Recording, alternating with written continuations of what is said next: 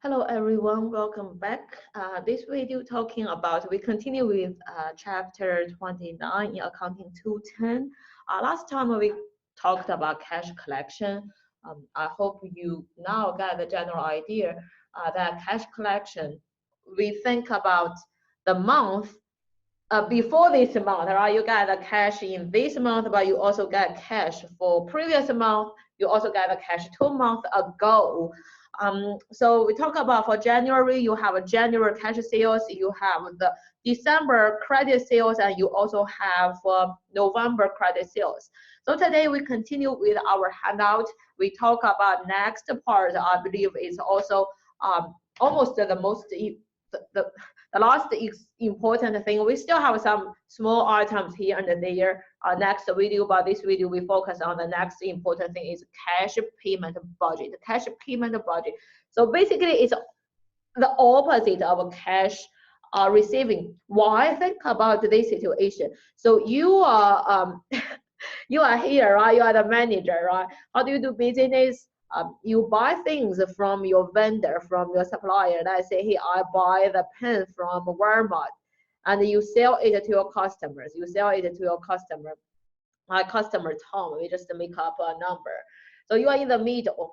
So when you give credit to Tom, when you sell things to Tom, you said, oh, you can pay me like within a month, right? Now we sell it like October. Tom can pay you in November or even December. So similarly, when you buy things from Walmart, you are also Walmart customer. So Walmart also give you the credit sales. Walmart said, oh, you can take this pen to your warehouse, but you pay me next month. So your payment is not the same as the moment you purchase. So the timing is also different. Right? Think about that. So you collect the cash from your customer, but you also make a payment to Walmart. Basically, Walmart collects cash from you. So the cash payment is just the opposite of the cash collection. So let's look at those things. We also focus on timing. You will have all these things when you pay for the cash. When you pay for the cash, you have to buy direct material, you have to pay your labor, you have manufacturing overhead, you have operating expense, you have capital expenditure, and then you have the income tax.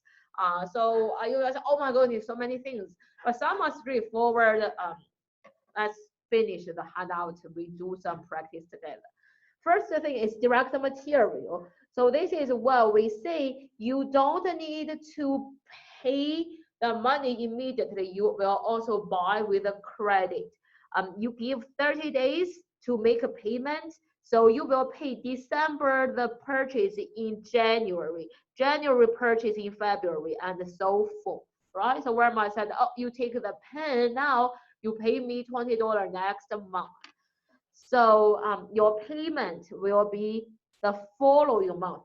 You get February, you make payment for January. March, you make payment for February. And then the first quarter is basically the total of your 3-month payment. Total cost of direct material purchase, we already talked about that in 9-7, but you make a payment in the following month. So your January, the cash payment actually is from your last year's December. Next one, cash payment for the direct labor. Your direct labor cannot wait for your next month, right? They always say, I need to get my money this month. You need to get your money this month. So this is straightforward. Basically, January you used people $31,900. You have to make the payment the same amount. So direct material, you can wait for next month, but direct labor basically is the same month. Nothing really hard, right? Not that hard. The next one, we talk about next one. We said it's cash payment budget for the manufacturing overhead. We have to think about when do we pay our manufacturing overhead cost. There is one important thing depreciation is a non-cash payment. Depreciation is a non-cash expense. So when you do your manufacturing overhead, you have that as the expense. You have that as the expense. But depreciation expense is not a cash payment. It's just our, as we say that, it's just accounting accrual based the treatment. So your cash payment will be different from the expense because of some non-cash item. It will never appear on the cash payment. So the non-cash payment item, depreciation expense will never be in the cash payment. And then we also said insurance and property tax, you don't pay them every month. Basically, you pay it semi-annually, so you pay half a year. And then you also have, what else? So basically that's it. So you have the cash payment for your manufacturing overhead is related with your manufacturing overhead budget on page 5. But it's not the same. So your total manufacturing overhead, we said, is 102,581,250. So you copy from the expense. We do some other adjustment. We add back our depreciation. Because it's not a cash payment. And then we also add back the tax and insurance. So it pays every 6 months. It's not your every month. So we said your total property tax and insurance will be 36,000. And then in June you pay 18,000. In January you pay 18,000. In July you pay 18,000. So we first add those 3,000 back. Because we don't really pay cash. In that each specific month for 3,000. We first add those 3,000 back. But January we deduct 18,000 for the first semi-annual payment. Semi-annual payment. So your total January cash payment will be this much. You started from January expense. You deduct 10,000 back because it's not a cash payment. You deduct another 3,000 because you don't really pay 3,000. Instead, you pay 18,000 for the first 6 months. So your total cash payment is 107,500. You will say, Professor, I don't get it. I want to tell you, if you don't get it, do not worry too much for now. All I want you to know is your depreciation expense is not a cash payment item. So you have to add adjustment from the expense to your cash. Remember, for your financial accounting 200 class, if you do cash statement, you start from income, you do other adjustment. Similarly here, you start from manufacturing overhead expense, you add back your depreciation expense to get the cash payment. Okay, so that's the only thing I really require you to know for this manufacturing overhead cash payment budget. Next one, operating expense. Similarly, you also have a non-cash item. Now you have 2 parts. One is depreciation, one is bad debt expense. Similarly, you have to add those 2 things back.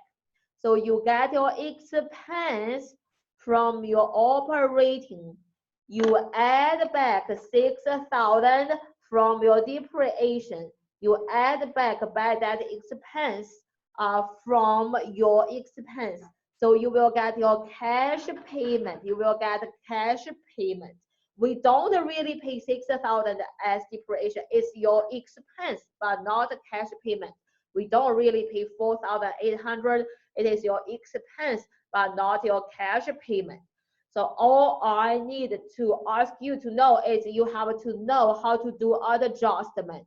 We start from the expense, we add depreciation back, we add our bad debt expense back, we get our cash payment.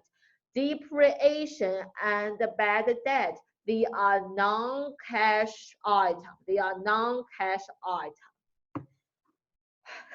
Okay, capital expenditure, I don't want to say too much. Basically, you buy long-term assets, you have to make, if you pay with the cash, that's your cash payment. Income tax, you don't really pay it every month. So you pay either the first quarter or the first year. I don't worry too much. The only thing in this page is you have to know what is non-cash item, depreciation expense and bad debt expense. Okay, dividend, I don't really worry too much. You get cash or you pay dividend, then you just if you pay dividend, then you have a more cash payment. If you get dividend, that's cash collection, but that's the other part. So if you pay cash dividend, so that's just a part of your cash payment. That's just a part of your cash payment. Then you do everything together. You do everything together. You combine your cash budget, you get your cash balance, which will be used to make your balance statement, which will be used to make your balance sheet, balance sheet. So that's basically all I want to talk. You also have something a lot of credit, talking about this. I'm not going to ask you honestly this time. So make sure you just know direct material you pay in the next month, direct labor you pay the same month, and then depreciation expense is non-cash payment. Bad debt expense is non-cash payment. So you have to do adjustment for those two things. I think that's basically all I want to cover. I'm not going to read all this. You are not required to know all this for now. Okay, so I think we practice a problem together next video, and then, oh goodness, we are almost done. We are basically done. We are done with all the lecture in chapter 9.